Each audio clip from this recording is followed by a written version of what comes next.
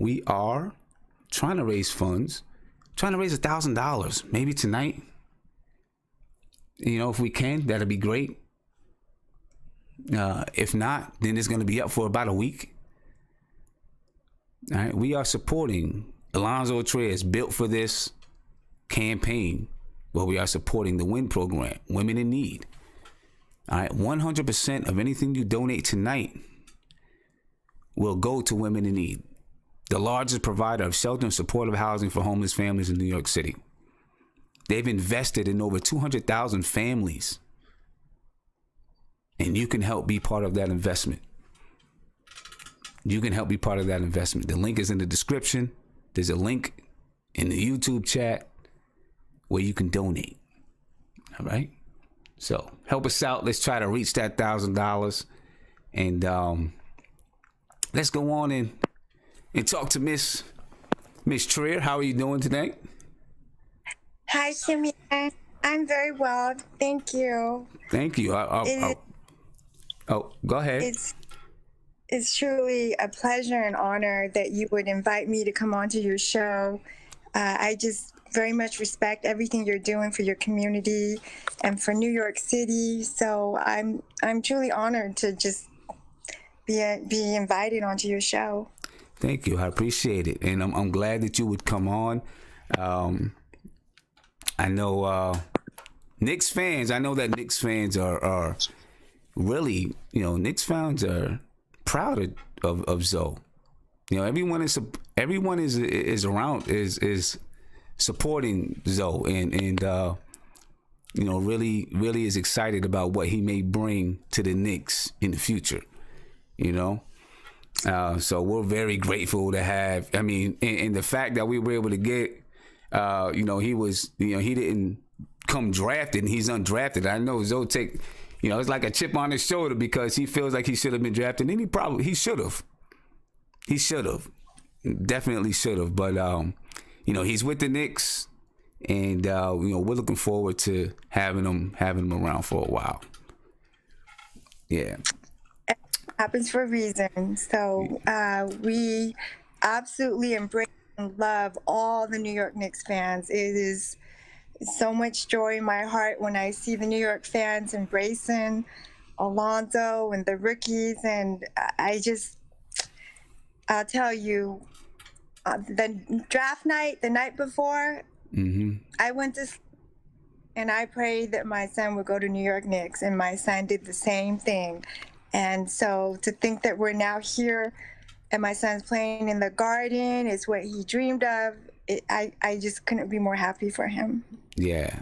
I know you were telling me. You were telling me last night when we had a conversation about you coming on. You were telling me on how you guys took a trip to New York City when long before even like the Time magazine interview and things, and you just kind of fell in love with New York City then, and so it's a wonder that he's here.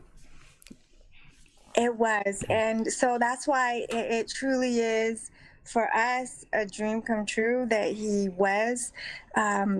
is a part of the Knicks now, because he was only in the 6th grade, and I'll never forget that summer. Alonzo and I came out to see our family friend Steve Goldstein, and I'll never forget flying into New York City. And as Zoe and I looked out the window on the plane, it was just all we could think of was the Mecca of basketball.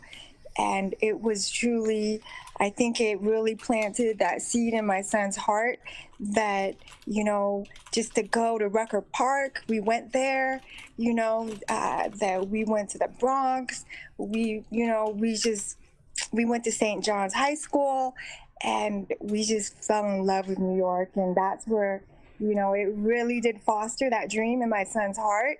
And to think after the New York Times story, to think that like a decade later, he'd be putting on a New York Knicks uniform. Yeah. That's the American dream right there. That's great. The first time that I've ever, I met Zoe. and he's really really nice kid, really nice guy, super respectful, and it's one of the reasons why I really want to support him. I remember when the Knicks played the Wizards in DC. And I was interviewing fans afterwards, and then I came across a guy, and I said, I was just asking him about the team, and he said, well, my brother plays for the team. I was like, who? He said, Allonzo Trier. I was like, oh. So, I asked him some questions and things, and then, later, Zoe sent me a message on Twitter. He said, well, that's not really my childhood friend. That's not really my brother. That's my childhood friend. Yeah, you want to, his name is, what is it? What's his name again? Rendell. Yeah. And he was, so when Alonzo was like from, I think, 3rd grade to the 7th grade, I'll never forget, I did everything I could so that my son and I could move into these apartments in Federal Way, Washington that had an indoor basketball court. And prior to that, I had been taking him to different YMCAs, Boys and Girls Clubs, and he would go and I would have him practice every day because I wanted him to be able to go to any gym in any environment, in any location, and be able to play on different rims. Mm-hmm. So once we had gone through that for about 2-3 years, going to different gyms, I felt like, okay, now we need to have our own gym because we would go to different basketball courts and we'd be in the gym, we'd be shooting every day, and there'd be these grown men come in, and my son's only in the 3rd grade, and they would want to go full court. And they would get very impatient with us because we were taking up half the court. And I would look at them and I'd say, look, I respect the fact that you want to go full court, but we were here first. I paid for this membership, and we're going to finish our workout. Mm-hmm. And they would look at me like, you're crazy. And I'd throw Zoe the ball and he'd keep shooting. And they'd be quite mad, but then they'd walk away and they'd watch us. And they'd notice that Alonzo would make his shots, that we had a pattern and that we were determined to finish our workout. So even though sometimes they did want to fight, but eventually they learned because they were sitting there every day. Right. And they were like, hey, do you want to run full court with us? And they'd start inviting Alonzo to play with them. And so we kind of made them learn to respect us because we weren't going to give in. And I always told my son, one day you're going to thank me for this, that I didn't just, give up and just let's run off the court and this is their court. I taught you that, what? We earned the right to play on this court and we're going to finish our workout. And even though they're very big men that really literally want to pick me up and move me off the court, I'm not getting off this court. Yeah. And later on, I would say 95% of the time, they really respected us and we befriended them. And as Zoe grew, he would play with them full court, and it actually turned into something that there was real respect. And I think that helped Zoe be able to play against older kids and older men and not be afraid. Oh, that's good. What was it, what was it like, as Zoe was, he was building his name, he was building his rep and everything. And, just that process, what was it like? It was a lot of camps. For 3 years in a row, I took my son to Pittsburgh to the 5-star basketball camp. Mm-hmm. And that's probably, I would say, the most competitive camp location for 5-star, at least of the top, I would say, of the top 3. It was a wonderful environment, and it was the East Coast. And I really wanted him to understand that the East Coast, it's a different type of basketball. It's grit. It's just more defense, and it's more intense. I mean, but believe me, West Coast, I have nothing but love for the West Coast and all of the players that came up out of Seattle. I mean, it makes a name of its own. But I wanted him to have that diversity of playing on the West Coast, playing in the Midwest, and playing on the East Coast. So I would take him to this camp, and I think it really did contribute to Alonzo and developing his entire set of game. I think it taught him that fierceness in him, you know. So every year he went, I told him, you're gonna walk away with the most outstanding player. You are, because you can go in there and you're gonna work your ass off. And 3 years in a row, he got the most outstanding player award. Nice. And it was, I think, those experiences that really helped build that confidence in him, because he just came in, he was like, you know, we were like just a mom and son. We were ordinary, and all these other kids had big time fathers and so forth, and they had a name for themselves. Well, Alonzo went in there and he made a name for himself, and his third year of being there, everybody wanted to take it from him because he had built that reputation at 5-star, and that was like major premier camp. I mean, Howard Garfinkel, I just had so much respect for him, and he just embraced Alonzo, and I'll never forget, he told me, he talked to Coach Miller and told him, you got a good one there.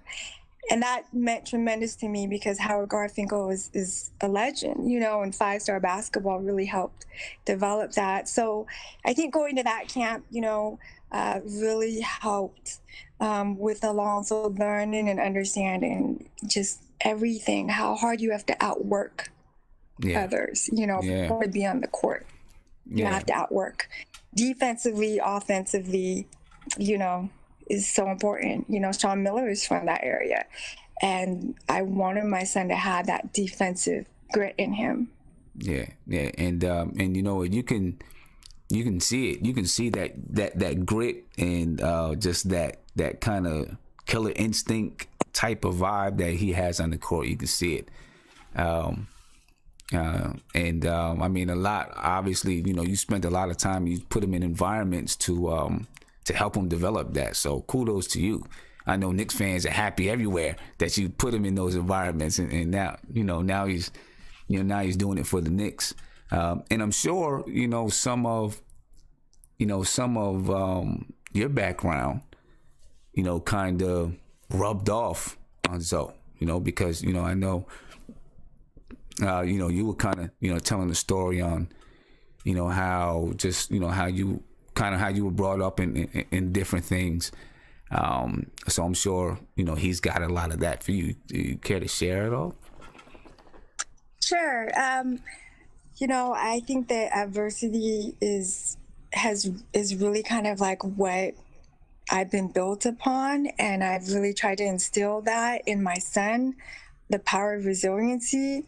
You know, I have a twin sister, so my sister and I, we are Korean, and so we were actually born in Seoul, Korea, and we were abandoned as 5 months old. And thank God we were adopted, but we never met our biological parents. And so coming to America, becoming naturalized and so forth, we never really learned the whole origins of, you know, our nationality and our culture. And so my son, you know, he's Malaysian, and I'm very proud of that, but I really want him to be able to embrace that other side. And I you know, that he is Asian, and that it's a beautiful culture that he also has. Being in basketball and so forth, it's so important, you know, that you also embrace who you are. And so I feel like for my son, it's really, we've had a remarkable journey, and filled with, you know, learning to be resilient, you know, raising him on my own. As a single mom, it wasn't easy for me going to the camps and all the games, because I didn't play. And so I just had to learn through experience. I had to learn by listening and watching. And of course, you know, it takes a lot of humility, but I really believe in my heart that for my son and everything good that he does on the court, I feel that he's blessed. I feel that it's a story that It really encompasses that if you work hard, if you believe in yourself and you have a dream, it doesn't matter, what your dream is. If you believe in it, and I always taught my son, I don't care if it's chess, if you want to be a veterinarian, whatever you want to do, I will help you 1000%. Yeah. But you have to sacrifice. And then when you do succeed, then you use yourself as that light where you are shining, and then you help others. And I truly believe that for my son, that he will always remember where everything came from. And so giving back to the community, giving back through philanthropy is probably the most important thing you can do with your career. Yeah. And using sport as that shining light, I think it should be everyone, even in their smallest way, if they can give back and use their success to help others, especially the most disadvantaged.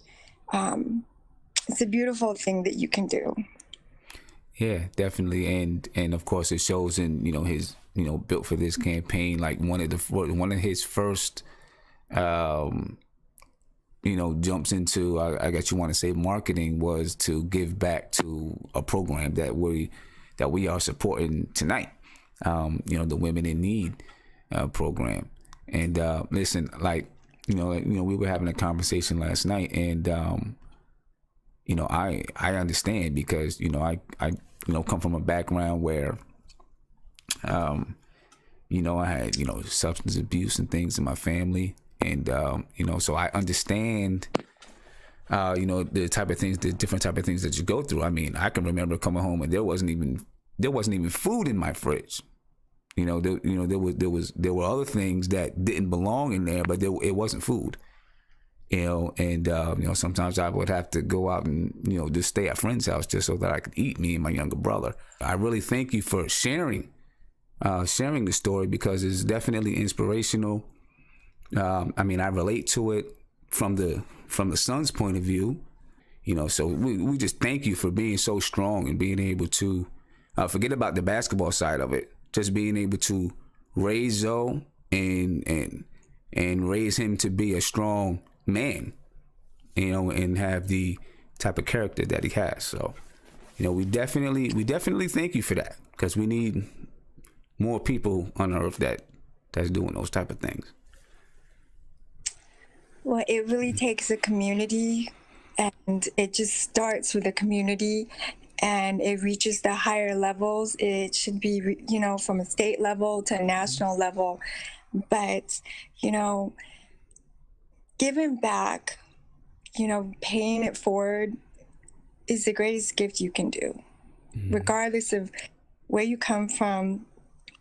I really believe that when my son is special on the court, he's a representation. He's a light for Jesus.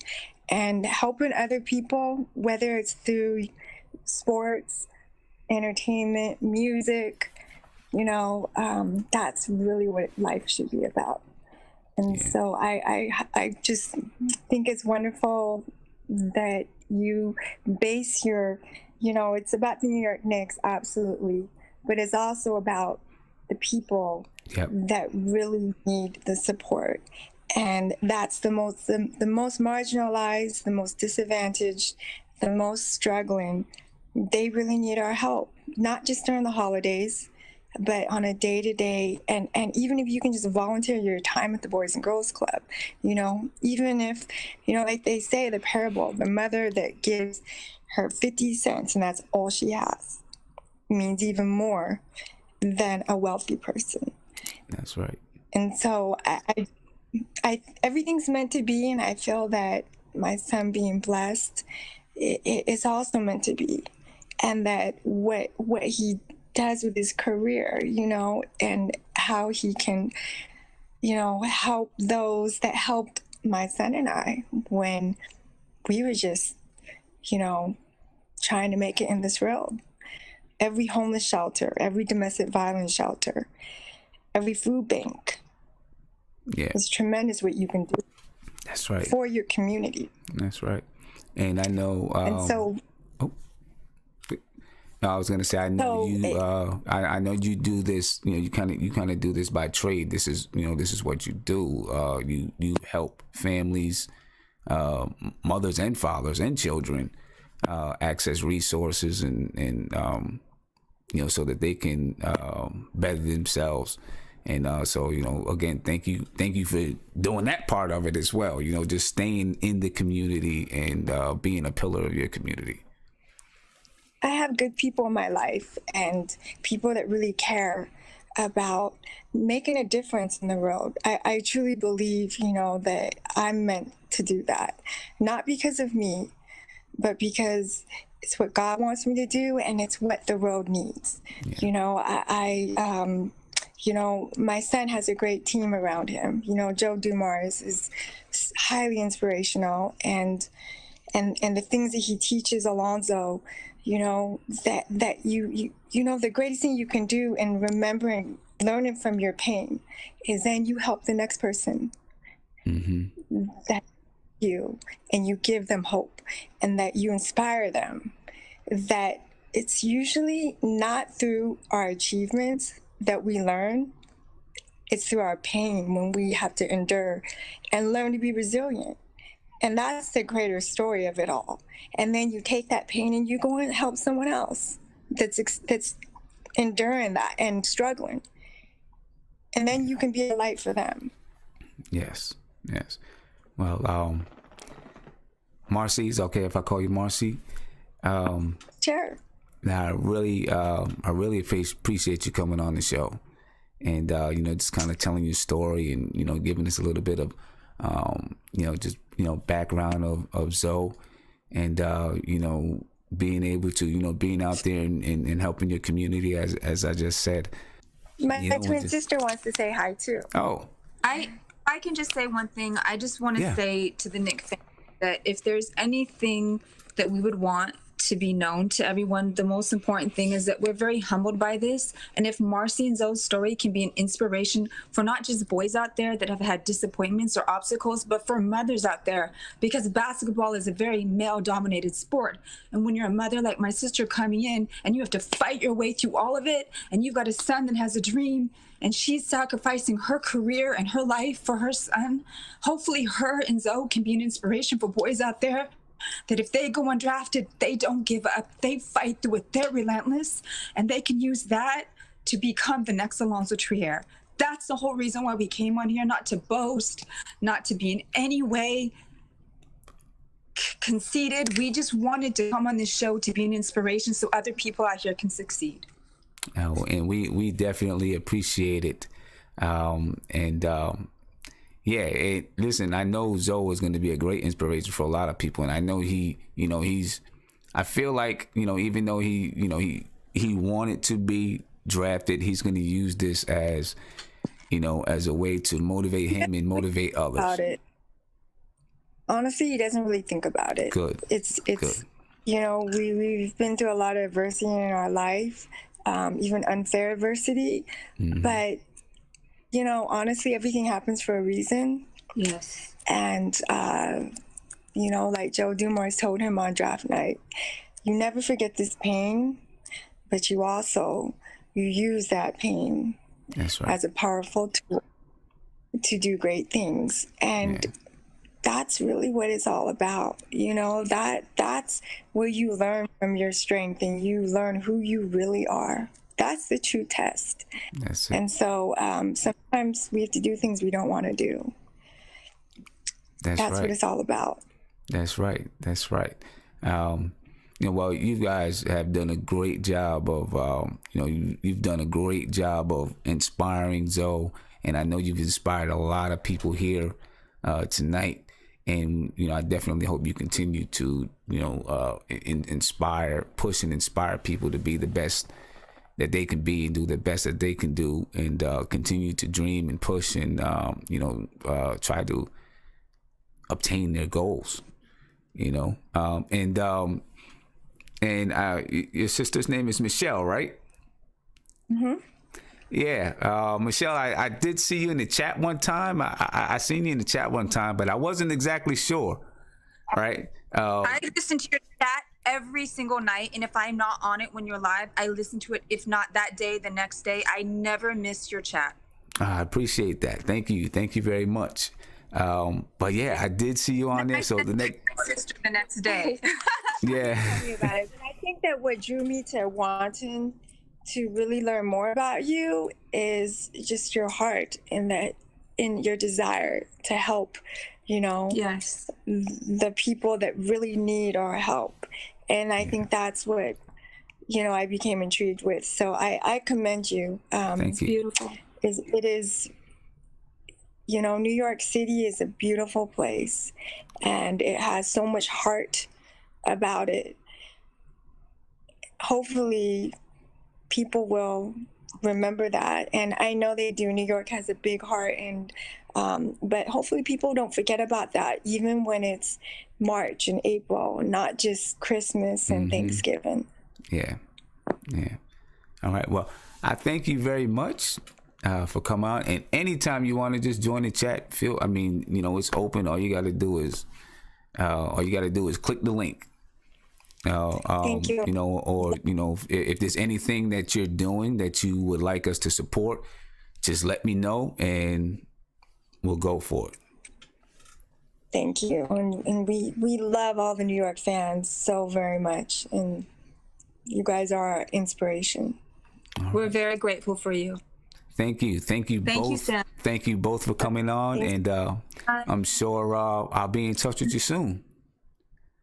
Okay, take care. All right, take care. Bye. Thank you very much.